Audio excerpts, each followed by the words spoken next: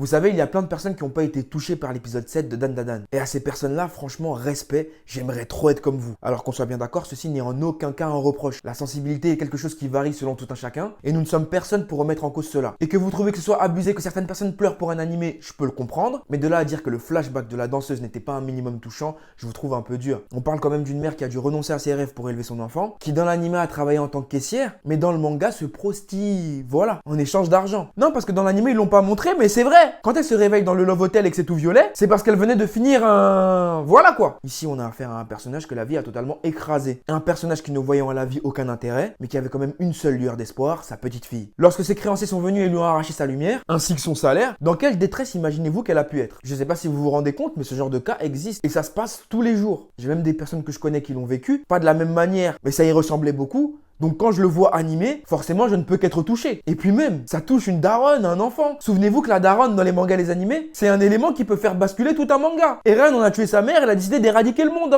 Naruto, il a pas eu de parents, il a galéré toute sa vie. Alors remettons les choses dans leur contexte. On vous demande pas de pleurer. On vous demande pas non plus de comprendre ceux qui pleurent parce qu'on n'a pas le même ressenti, on ne vit pas les choses de la même manière. On n'est pas touché artistiquement par les mêmes choses. Mais d'être extrémiste en disant que l'épisode il était nul parce qu'il n'y a pas eu beaucoup d'action et que vous avez été hermétique au flashback, ça c'est un peu dur. Et je le rappelle parce que c'est important, un animé qui plus est un shonen, c'est aussi fait pour transmettre des émotions. Toutes sortes d'émotions. Pas que le grandiose ou le badass. C'est aussi fait pour faire rire, cogiter et pleurer. Donc s'il y en a qui ont été touchés, dites-vous juste que le studio d'animation a réussi son pari.